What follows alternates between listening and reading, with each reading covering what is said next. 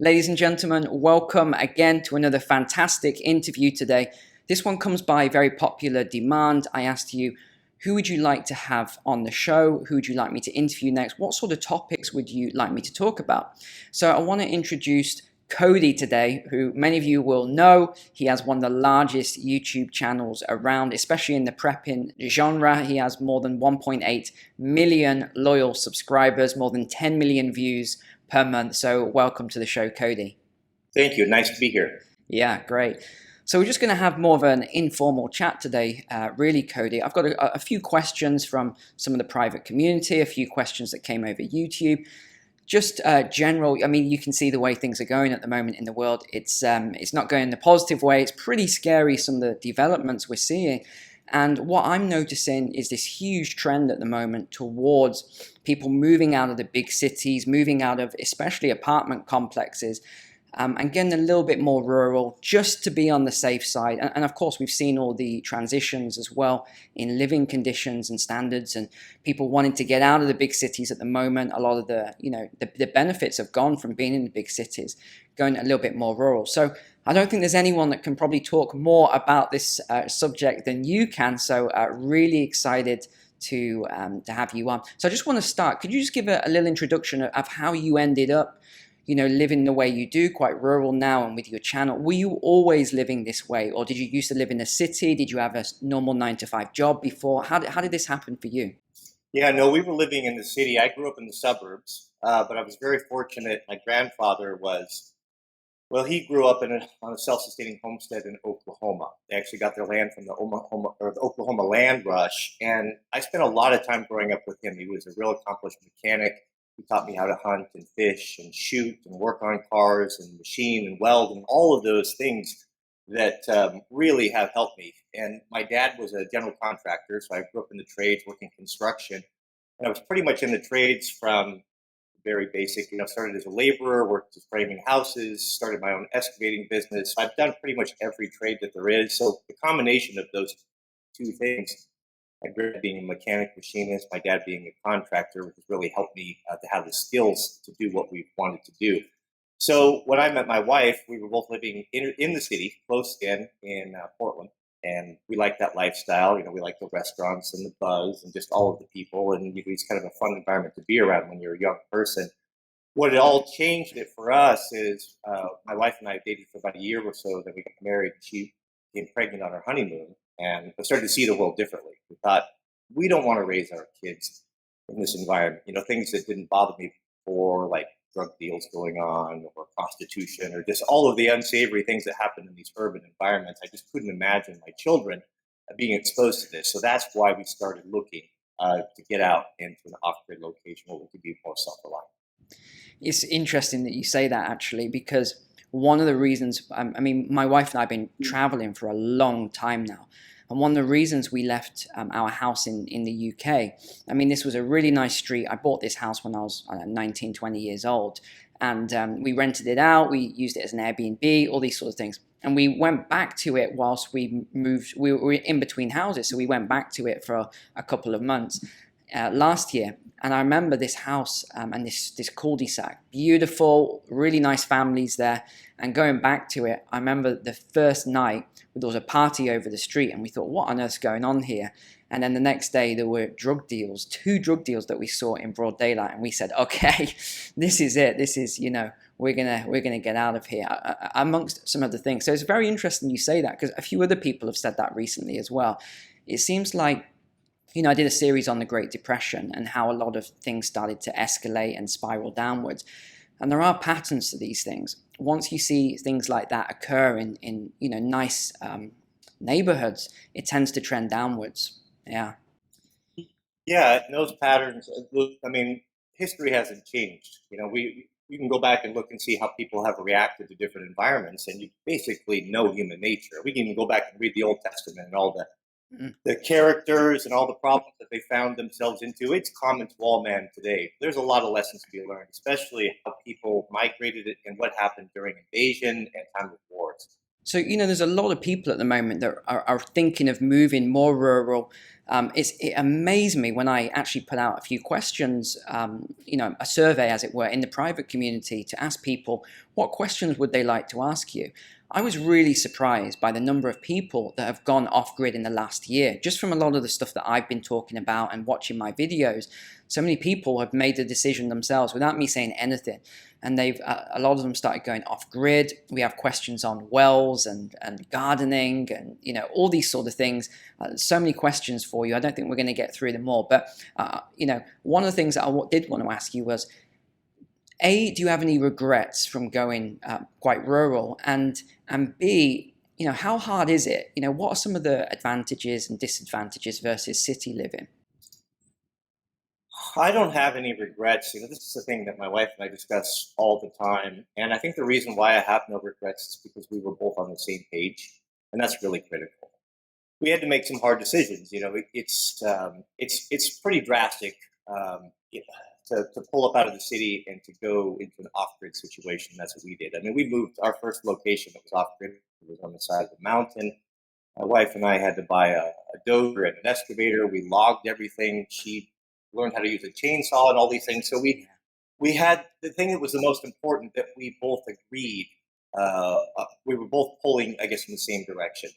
I was more inclined to move really remote. I'm kind of a lone wolf anyway. I wanted to be northern Montana, off-grid, maybe see people once a month or so. But my wife is very social, and she likes to have friends in organizations, be involved in book clubs and for different things like women so often like to do. I could have bullied her into that and talked her into going where I wanted to go, but I knew that she would have been unhappy, and that would have put a lot of pressure on our relationship. So one thing that was really important to us is we sat down and discussed what are the most important things to you. And for her, she didn't want to be any more than an hour and a half away from family or an airport, since her family and her brother live out of state. So one important thing to do is to make sure that you're on the same page and you don't bite off more than you can chew. Be realistic about your abilities. Especially for Americans, it's very romantic for men to take my axe and my chainsaw, I'm going to cut a living out of the forest. But if you don't have those skills and those understandings of what it takes to do that, what it costs to bring rock into a place, what it costs to build, you'd be better off to find something that's already established. So just be realistic about your expectations is the main thing. Yeah, brilliant. Really, really good insight there. So I'm going to hit you with the big question that is from me. It's not from the subscribers or the viewers. So I want to give you a sort of example scenario. Okay. So let's say the year is not 2021, where we are right now. The year is 2022. And we've had some sort of a crisis occur. Maybe it's financial, it's economic, maybe it's to do with, I don't know, something medical. It could be anything. It could be a new virus. It could be anything like that. Okay, so it's sort of year 2022. What would you want to know? So if you could look back into the past to 2021, what sort of steps would you be taking in 2021, knowing that this event was happening in 2022? Like, how would you handle that? How would you prepare for it with your experience now, but also people that don't have a lot of experience who are just a little fearful? How would you, what guidance would you give those people? There's a lot to that question. And who are you talking about? You're talking about someone that's living in the country, or you're talking someone that's living in a condominium or a flat in London? Right? It just depends. One of the benefits of moving out of the country is it essentially gives you a time machine into the future. Because when things go down and society, if and when it starts to break down, it's going to happen in the urban environments first. And we'll be able to see that. If you're in the country, you can watch and see what's coming down the pike. There's only so many resources that, whether that be law enforcement or your emergency responders. So a person's got to know that if you decide to move out country, you're going to be on your own. You're not going to be able to count on any resources. We live in an area that's got a lot of volcanoes and earthquakes, and there's a lot of water, so there's a lot of bridges. And I've got a lot of friends as a first responder that are kind of in the government first aid, and they basically told us, if something major happens, if there's a major 8.0 earthquake that will take out all the bridges, you guys could expect to have no support for about 12 months. So for us, the first thing that we did is we set aside, how could we take care of ourselves for 12 months with no inputs? And that means an emergency fund as far as money. It means a year's supply of food for the whole family, all the resources, everything that we'd possibly need to be completely independent for a year. That is the ultimate goal. Now, if you are living in a flat or you're living in an apartment downtown, that's just not realistic. But you need to have just 7 days. Start with that. 7 days, 2 weeks of food and water. How are you going to get water? How are you going to protect yourself? How are you going to get food? How are you going to heat your place if you live in Michigan and the power goes out in the middle of winter? So I could go on and on. This would be a whole show just to cover this one question. But the thing about moving in the country is it gives you some options. You're going to be a lot closer to your neighbors. The crazy thing is that when my wife and I lived in the city, we had our closest neighbors were probably 10 feet apart. We had neighbors to the left and neighbors to the right. And us being, pretty friendly folks, and we like to get to know our neighbors and build relationships. We made an effort to reach out to them and invite them all over for dinner. Not one of them took up the offer.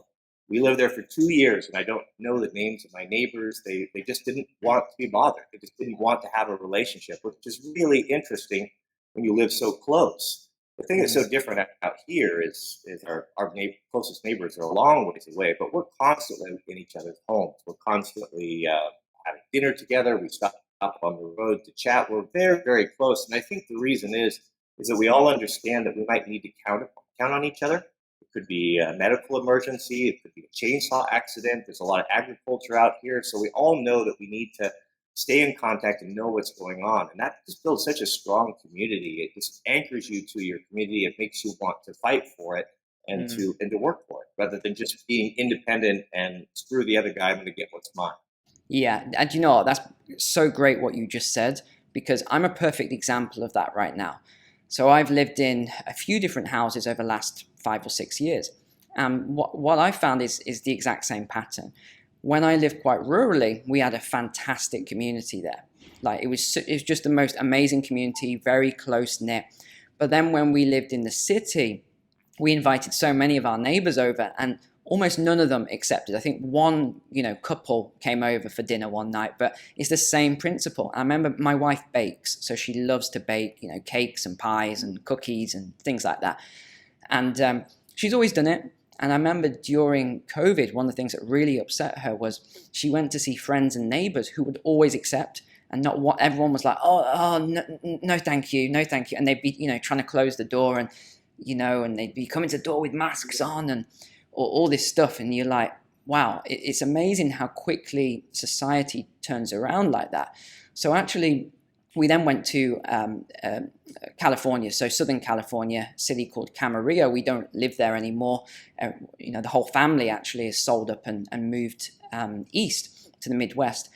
And that's one of the things that we're going to be doing. So we're without saying too much detail at the minute, because I'm going to talk about this later on in some videos, but we're actually going to be going very much off-grid in Midwest USA, really planning for that. And I think the other reason why is because it is about the community, exactly like you said. When you have a close-knit community, and for us it will be a church community where we live, when you have that sort of a community, I think it's very different from just random people in your street in a big city. And I remember when I was in the military, one of the things that we did, because I've done similar to you, so many different courses from arid to Arctic and everything, urban, rural. And one of the things that we were always taught about these urban environments is if anything goes down, you need to get out really, really quick, because there's been all these studies on it, and all these psychological studies, and what it shows is that human beings, even very kind, nice human beings, can sometimes just turn really fast in the big cities. And this was also a great study done from the Great Depression. And again, from the diaries that you read there, it's very interesting what happened, how people just turned on each other very, very quickly. There were home invasions. There were a lot of cases which were removed from the history books of people being shot in the street for a bag of food, or, just crazy, crazy things. So this is one of the reasons why we're actually buying a house there, and we're going to keep our house in the UK, but we want to have that close-knit community around us, exactly like you said. So it's very interesting. Yeah, those studies from the Depression time are interesting.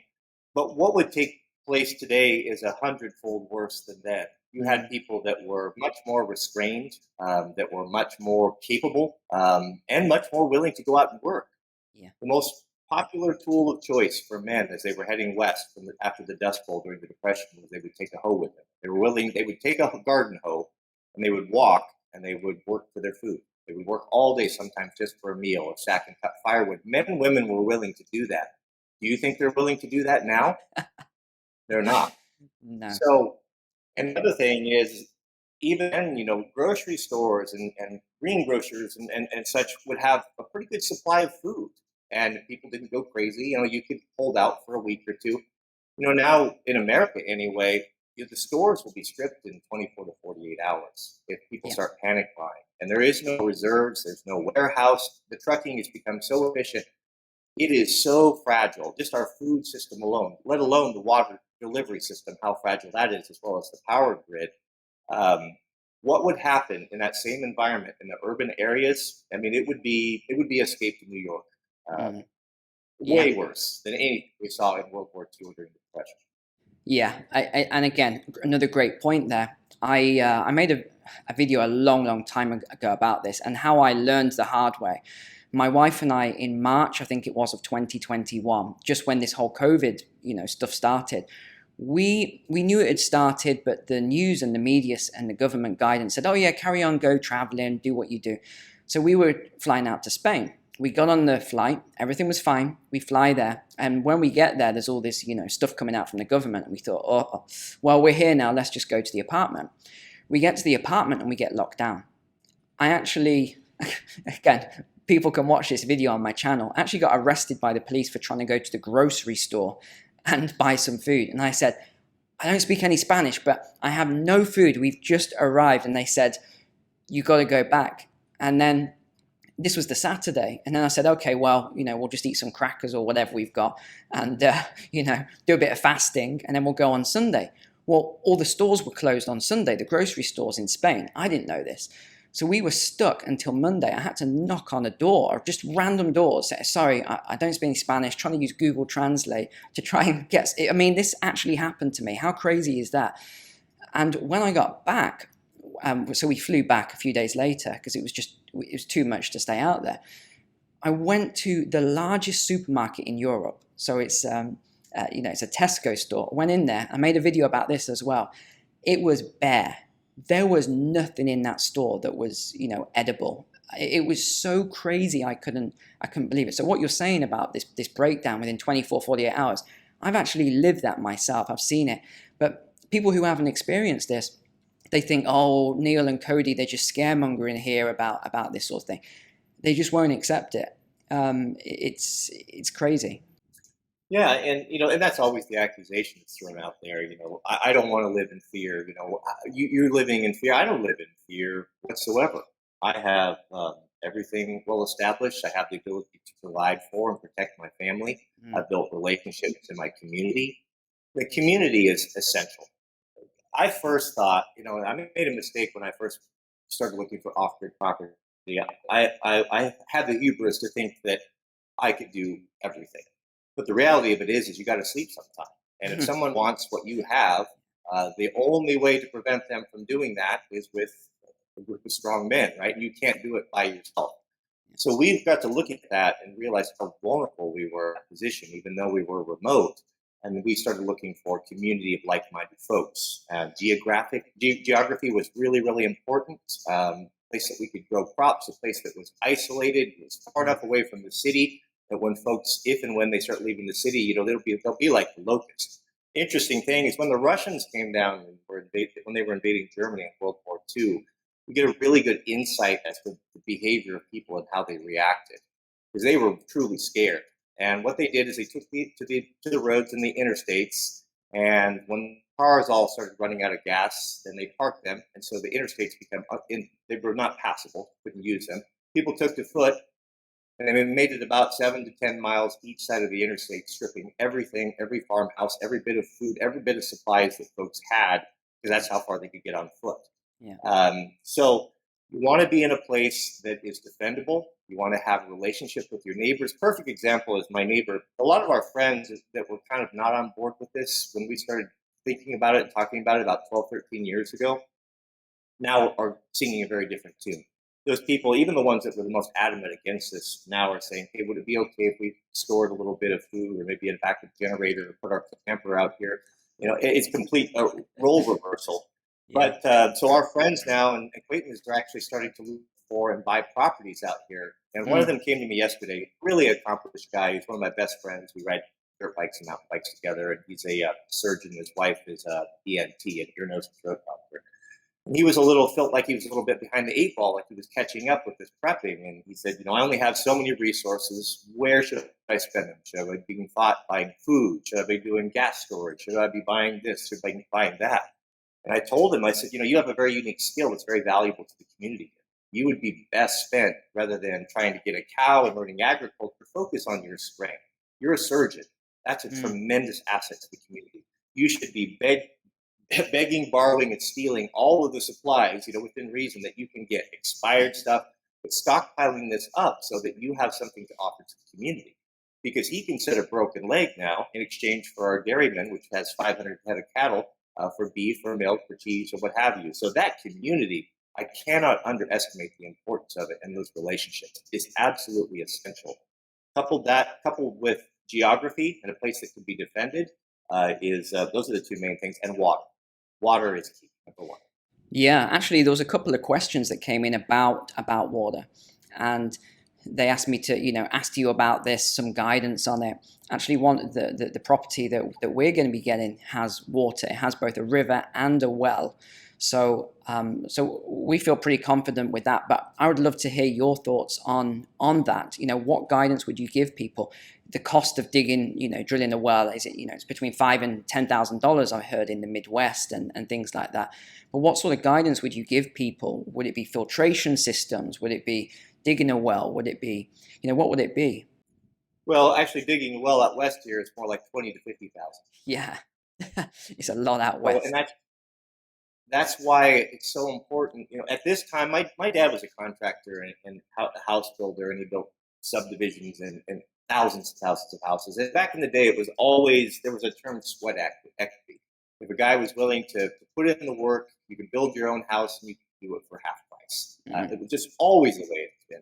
But now it's not that case. It actually costs you more to build a brand new house when you're talking $30,000, $40,000, $50,000 for a well. You're talking $400 for a load of gravel, and you might need 50 of them. I mean, it adds up very, very quickly. So buying something that's already existing is really important. Looking at it from all seasons. We've made mistakes and bought property in the summertime and didn't realize that there was no sunshine anywhere on the property, and it was covered in ice and snow, all winter long. So talk to the neighbors. Your realtor is not reliable, but an off-grid water supply is absolutely essential. And a lot of folks think, well, I've got a well, I'm good. Well, how deep is your well? Out here, a lot of wells are 800, 900, 1,200 feet.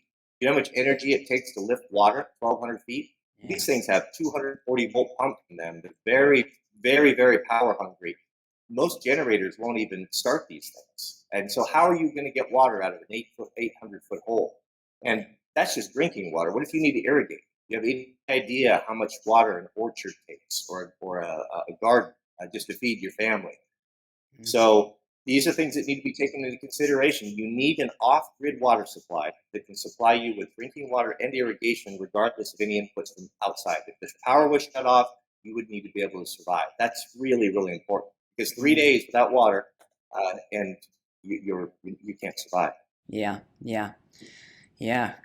Very, very good points there.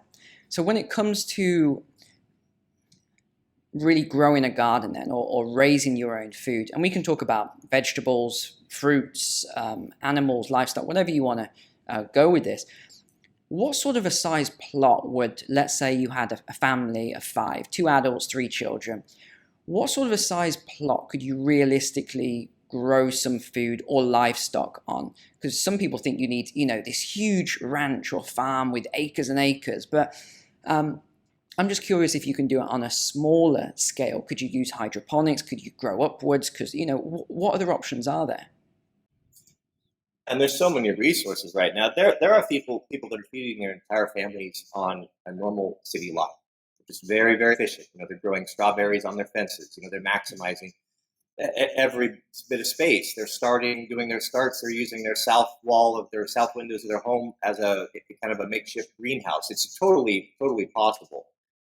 As far as livestock goes, I mean, chickens are kind of the entry, the gateway drug for homesteaders. Anyone can keep chickens. I mean, we had a dozen chickens and we couldn't keep up with the eggs. We have so many eggs from a dozen chickens that we're constantly running a freeze dryer and freezing them. So it doesn't take very much to do. What I'd recommend, what I think a lot of folks they just don't really understand what's involved in growing your own food. And I've seen some people that have bought a couple seed vaults and put those in the basement, and they tell themselves, well, when everything goes wrong, I'll plant these seeds and everything will be just fine. Well, how are you going to water them? What if you don't? What if your garden hose doesn't work? So what I recommend is start with hard dry food. Something like My Patriot Supply dehydrated food. It has a shelf life of 25 years or so. Get enough for your whole family for a year. 6 months. Start with a month if you can just do that and build upon that, because that's going to give you some buffer, and that'll give you a year to get your garden in. And there's a learning curve to it as well. I mean, you don't just go put it in the ground and automatically get food. There's aphids, there's bugs, there's all sorts of problems, and it's just not realistic to think that well, when it gets bad, then I'll rise to the occasion. Hope is definitely not a plan. Yeah. Interesting. So what would you say to people who wanted to just, maybe they're at home now and they're saying, well, I don't really believe Neil and Cody and what they're saying, but I'd like to grow some tomatoes or some really basic stuff like that, or strawberries. Like, what would you say they should start off doing? Is there any sort of basic, books? Is there any sort of tutorials? Do you have some tutorials on your channel? Like, what would you say for people just to get started so they can get a taste for it and then they can work their way up? Well, I guess you gotta grow the things that you like. But I think the place that I would really start is when the crops come in. I mean, you've probably grown zucchinis. I mean, zucchinis coming out of your ears. You gotta be able to. I have all this abundance. How do I keep it from spoiling? And so I would probably start with canning. I learn how to can, and it's not difficult. There is all of the education, all the knowledge of the world is on YouTube, and all you've got to do is tap into it and have the discipline to learn. So food is the number one thing. I would start with probably with water. Have a plan. What happens if we can't get water, and how long? How long can we survive, and what is the requirements for the family? I've got a lot of friends that are down in Los Angeles, like right in the city, and they have storing water and filtration systems just in those 55-gallon drums, those food-grade drums that you can get off Craigslist and such. So have a water filter in place. Remember, fill up your bathtub. Remember you've got 50 gallons in your hot water heater. These things, but you want to have the ability to filter it. So deal with the water situation first, and then figure out how you're going to preserve your food. Canning is a good option. Dry dehydrating is a good option. We do all of that. Dry freezing is a good option. It's a little bit more expensive, but the main thing you want to do is once you get the food coming in, you need to learn how to preserve it and have those supplies on hand. During COVID, you guys probably heard about all of the shortages, toilet paper and such, but the biggest shortage that we found is you couldn't get chickens, you couldn't get chicken feed, you couldn't get canning supplies, you couldn't get jars, you couldn't get lids, you couldn't get any of those things. But we had laid all that stuff up, so it didn't really affect us. So I guess the next question I want to lead in with then is around weather.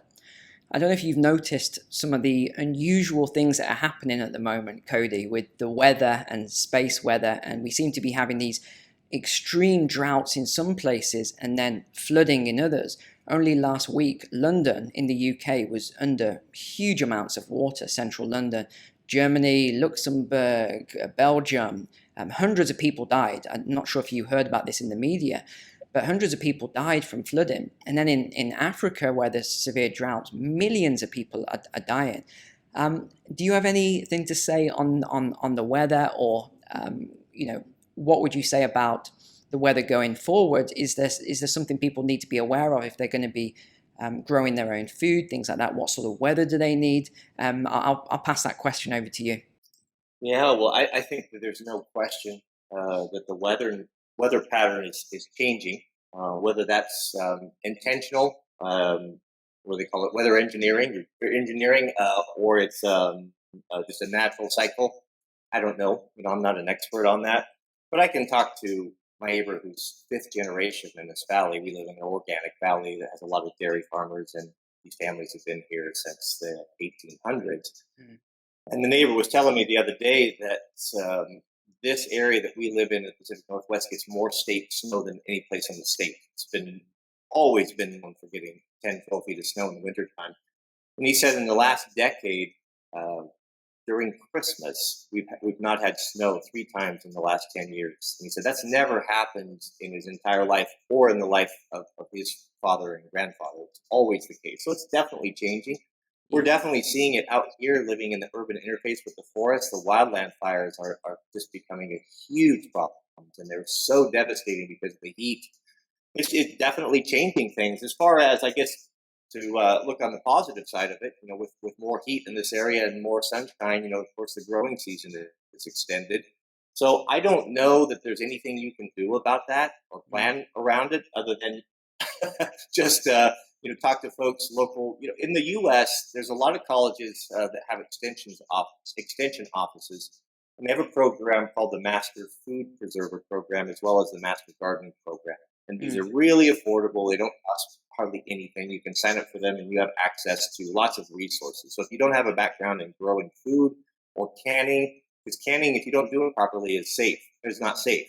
My shirt, we have a shirt that we sell on our merch store that says, I don't know, something to the effect of friends don't let friends eat other people's canning or something. My wife's made a lot better because it can be done improperly and it's lethal. So I should have mentioned that we talked about the canning. Get it plugged into this or get online and make sure you learn from people that have been growing in your area, and you can just kind of roll with it. There's nothing we can do about it. It's really changing. Yeah. So what about energy independence then? So if you've got a lot of sunlight, in fact, before we cover that, just to relate again, I remember as a kid where I grew up, my parents still live in the same sort of place where I grew up. We used to have snow, so we had a glass front door, and the snow was so deep sometimes it would be up to my head, when I was a little kid. And just looking out this door, you couldn't see anything. There was no way out because the snow was so deep. I don't think we've had snow in around Christmas time for I don't know how many years. And I remember every Christmas there was snow. So it's definitely changed. And that's just in the last, 30 odd, 40 years there. It's, it's crazy. But energy independence then. How would you sort of guide people then to become more energy independent? I mean, obviously, I guess the first thing to do if you're in a sunny climate would be solar. Maybe you might have one of your vehicles is an electric vehicle, another one is a gasoline vehicle, for example. Cut down on costs for gasoline, etc., especially with the prices going the way they're going right now. But one thing I'd never say to people, just get 2 electric vehicles, because if you need to bug out one day, you're not going to get far an electric vehicle. So I guess it's probably a good idea to have one gasoline vehicle. But just bringing all sorts of energy into the question here. So whether it is fuel, whether it is electricity or heating, whatever you want to talk about, what sort of guidance would you give to people about energy independence? Well, again, it's going to depend on where you live. And I guess that's why it's so appealing to move out of the country, because you have these options now. You have the option to put up a wind turbine. You have the options to do geo. You have micro hydro, solar, all of those things. I guess you got to look at it 2 ways. Am I planning for, is this a lifestyle, or is this just to get me through a brownout or a blackout? So for urban people, one of the most interesting insights you can get is there's on YouTube, there's a guy that tells his story of living through the Bosnia conflict, where he was basically trapped in a city between 2 warring factions. And he documented what happened in that city when there was nothing that could come in and nothing that would go out, and what was important there and what helped him survive. What he said would have been one of the most important things next to firearms and ammunition, of course, was the number one thing, because what he said was anyone who didn't have a family or could band together in a tribe or a group was immediately taken advantage of and killed or ran out. Yeah. You needed to have a group to always be on watch and to always protect and to travel in groups. He said it was so bad in the daytime from the snipers that to go to the black markets to buy things or to trade for things that they needed, they had to go undercover at night and all of them had to be armed and be very careful with it. Well, he came out of that saying that one of the deficiencies he had was he didn't have the ability to charge devices. They still had cell coverage, they still had rechargeable batteries, radios and such, but he had no way of charging these things, and it was a tremendous burden to him. He said in that story the only way he was able to survive it was he figured out a way to take out his propane tank from the gas grill, and he modified a little something that he had, and he was able to fill big lighters. That was so valuable to it because folks didn't have the ability to start fires, and they would come to him, and he would refill their lighters from this propane tank, his grill, and they would exchange food, ammunition, different things. So if I was in the city, I would be looking, if I had the option to have a place to get out, cabin, even pooling money, buying something together, even a wall tent or an RV or anything where you could go and just get out of that environment, that would be absolutely number one. If you don't have that ability, then you need to think about, okay, how am I going to get water? How am I going to filter the water? How am I going to charge things? So having something like a solar generator, having 3, 4, 5, 6 months of dry freeze food, having medical supplies.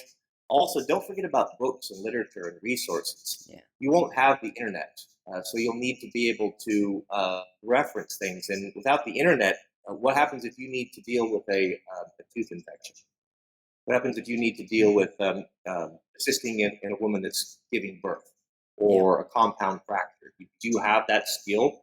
Well, if you can't know everything and you get up to speed immediately, so have those books and those references that you can go and you can access that information independent of the internet. But for the rural people, you want to be moving that direction. You want to get that orchard planted. You want to get your water system established. You want to start getting that food and that canning and that all of those things. So there isn't one fit for all. I think the ultimate goal, if you have a family and you're going on, you need to get out of the cities. The cities are no longer going to be safe. They're not going to get better. They're only going to get worse. Yeah. And especially if you have children, especially if you're a woman and you don't have someone to protect and to look out for you, it's not a safe place. Start getting out to the country and do whatever you have to do. Make compromises, make sacrifices, do whatever you have to do. I couldn't agree with you more. But you know what? A lot of people watching this will just not see what you and I see. And I think it's interesting you talk about history, because I love history. I don't even know how far back I've read, thousands of years, even to ancient history. And what I do is I look for the patterns. That's how my brain works. It finds patterns in all different types of civilizations, all different types of people, but yet they all react in a certain way, which is very interesting. So one of the things I talk about a lot is that I think this next crisis is going to be an economic crisis. Because what a lot of people don't realize is that they think all the furlough, the unemployment, all this, that they've got, they think that's come from the government. But what they don't realize is the government didn't have that money. The government is in debt. So what the government has done is they have sold treasuries. They've created it out of thin air, quantitative easing. The central bank has bought all of this debt, kept it on the balance sheet, as well as more than 50% of all the mortgages in the USA, which is crazy, absolute madness. And then all of this new currency has been given to people. It's now pushed up all the prices. We're seeing inflation. What is inflation? It is the inflating of the currency supply. No value has been added. It's just prices are inflating. But are wages inflating at the same rate? No. So this is all a ticking time bomb. It's only a matter of time until we've already seen the cryptocurrency market come down heavily. The stock market is very, very shaky at the moment. It's only a matter of time until the stock market has a massive crash. The housing market will probably follow suit after the stock market. We're already peaking in terms of growth levels in the real estate market, housing market. Bonds, look what bonds are doing. You're losing money on bonds through inflation. It's only a matter of time.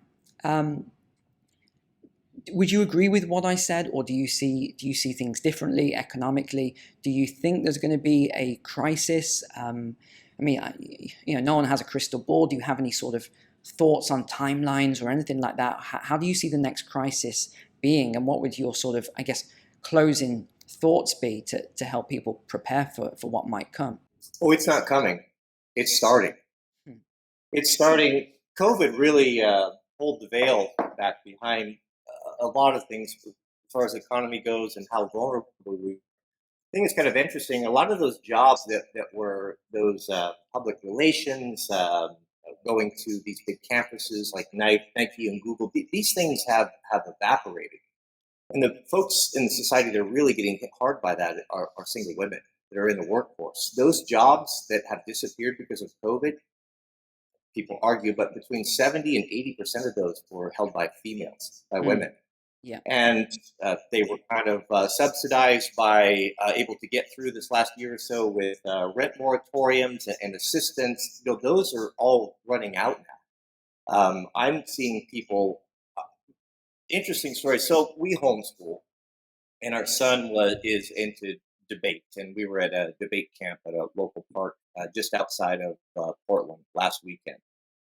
This is a nice park in an upscale neighborhood, and I noticed how many tents and RVs were just springing up everywhere. And I expect that in Portland. I mean, it's at epidemic level now, but we've kind of written that off. But you don't typically see that out in the suburbs.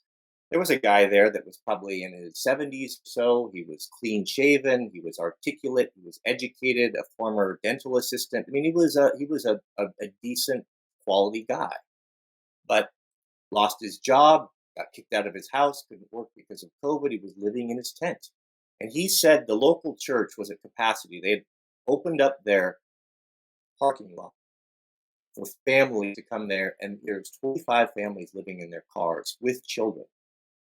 It was becoming so violent at night that the church had to put up a fence around there and lock the gates at night because people were coming in and stealing and committing crimes and trying to take advantage of these people, especially these women with children. And this is before society is really broken down. Everywhere I go, people are living in their cars. More and more tents are popping up, and no one's talking about it. And everyone thinks it's just going to go back to normal, and the job's going to materialize, and we'll get caught up on that back rent. But I don't see that happening. It's terrifying, and it's really, really starting now. And people still, it surprises me how they can't see what's happening, and they just going forward and hope thinking it's just going to return to normal. It's not. Yeah, and I couldn't agree with you more. I've been saying this for a long time now. Even when I did my London Has Fallen video, one of the top videos on my channel, where I went around and filmed everything and how London has just died, the central London, with all the businesses closed. And another video someone did of New York, another one did of LA. These businesses just haven't come back, and people say, oh, don't worry, it's going to come back, it's coming back. Even you have the central bank saying, oh, it's all coming back, the politicians, it's coming back. It's not coming back. Well, not anytime soon. This pattern follows all of the panics that I've been tracking for thousands of years or hundreds of years. These panics going right back to the 1600s, they all start and end in the same way. So people who think it's all coming back, it's really not. And the homelessness, the camps, is the worst way where, your state or your area, I'm not sure what state you're in, but, Los Angeles, things like that. It's absolutely atrocious there. I've never seen anything. I actually drove through. It's called, Skid Row in Los Angeles. I drove through that, and I said to my wife, wow, I can't believe this is, Skid Row. I've heard about this. And she said, this isn't Skid Row. Skid Row's like 4 rows over. This is now the spillage that we've now got. And also, I went to visit a friend of mine who lives in a beautiful apartment in Los Angeles downtown. And I joke with him now about it. I say, I was getting to your apartment. I almost turned around and went back because, it was just pure homelessness, people lying. There was someone lying in the street. There was a fight. It was crazy. And then his apartment complex is right in the middle of all of this. The way it's going, people need to wake up, I think. I think that's probably what you agree with as well, Cody. People need to wake up. They need to stop looking at this on a day-to-day basis. Take a step back and say, if I were looking at this 2 years ago, would I even believe the situation we're in right now? And it's only going to get worse. The money has run out. There is no more money. They can keep doing QE, more money printing, but the money has run out. They're just creating it out of thin air now. There isn't much more they can do. And if they raise interest rates, this is going to collapse everything. So, final question for you. If you were looking to do some prepping, just some basic stuff, and you didn't have a lot of money, what would you say that 3 items or 5 items, what would you say that every single person should have? Just these few items that every single person should have on any budget. You need to have a way to protect yourself, and for me, that means a firearm. I would start with that. So those of us who have children, I guess you'd have to ask yourself this question, or you could ask the same thing for about your wife. If your wife was dying of thirst or needing life saving medication that you could get, how far would you be willing to go for that? How far would a man be willing to go to relieve suffering for his family, right? And we're talking about ourselves, educated, law-abiding people who want to have, take care of our neighbors and do what we can. How much more will these folks living in tents that have nothing left to lose, that don't have those moral underpinnings? What are they willing to do when they're hungry and they're thirsty, right? So if you live in that in that urban environment, what can you do to prep? Well, you need to figure out a way to protect yourself. First off, if you live in a country that you can do that. If you don't, you have to get creative. I don't know whether you can have a stun gun or baseball bat or golf club. You just have to be clever and have a plan. You've got to get out of that environment. You're not going to be able to survive in that environment. So the thing that I would do is either talk to your parents, talk to anyone that you know who lives in the country, and just be honest about it. Say, look, I'm fearful that something might happen. If that were to happen, could we make arrangements here? Maybe you have a tent, maybe you have some things pre-planned there, but I would have a plan to get out and to be able to move very, very quickly. What happened during 9/11 in New York was kind of interesting. The first thing that they did after the Twin Towers were attacked was they shut the city down and they shut the bridges down. And I'll never forget that picture of those executive women in their high heels, pumps, and business suits, carrying their shoes and walking home across those bridges. And that's what's going to happen. So, how are you going to get out? Do you have if the bridge is out? What if you have to cross a river? What if the roads are all blocked and you can't get out? Maybe you want a motorcycle. Something you can weave in out of traffic. Do you have the bags? Do you have everything ready to go? Do you have a plan? I guess what I would do, I just don't think that there's any point of trying to make a stand in the city. I would dedicate all my resources to coming up with a plan and really watching. And when things started to get unstable, I would be out of there immediately. That's the best prepping I think you could do. Yeah, amazing. Great advice there, Cody. So do you want to just tell people about your YouTube channel? Just let them know. I'm going to link it below in the description anyway, so anyone can go over and see Cody's channel. Again, probably biggest channel on prepping on YouTube, I would have thought. So many videos there, posts a lot of videos. I'm going to have to get started watching some of your videos, Cody. You want to talk about your channel a little bit? You'd be happy to. It's Wranglerstar.com. Well, that'll take you over there, and we just cover a lot of stuff. A lot of it is following us around and kind of our lifestyle, but there's mostly how-to and how to filter water, how to do fires, how to look fire, how to log, all those traditional skills that I learned from my grandfather. I've been sharing for over a decade on there now, so there's plenty to watch. Just don't have very high expectations. It is YouTube. The bar is pretty low. No, great. That's amazing. Well, I just want to thank you on behalf of all of my private community, all of my subscribers on YouTube and my other video platforms. Thank you so much for coming on, sharing your wisdom with us. We just appreciate it so much. Yes, and number one is just don't lose hope. And if you have a plan and if you thought it out and you've got options in your life, you can enjoy life. One trap you can get into with this prepping, and I see a lot of guys on YouTube get into it, they're so fear based. You'll never have enough ammunition. You'll never have enough water storage. You'll never have enough this and that. But you can't about that too much. You just do what you can. You do what you can, and what I can do as the person that I am with my skill set and experience is different than a woman that might be in her 80s that wants to get started. So do what you can. And as a person of faith, I've always understood and trusted God will fill in where I can't. He expects us to work with him. Noah had to build an ark to save his family. We should be looking at that the same way, and do what you can and be faithful, and just don't be fear-based. Prep the best you can and trust God to fill in where you can't, and live your life and enjoy it. Yeah, couldn't agree more with you, Cody. So yeah, thank you so much for coming on. Really appreciate it. And apart from that, take care, everybody, and God bless.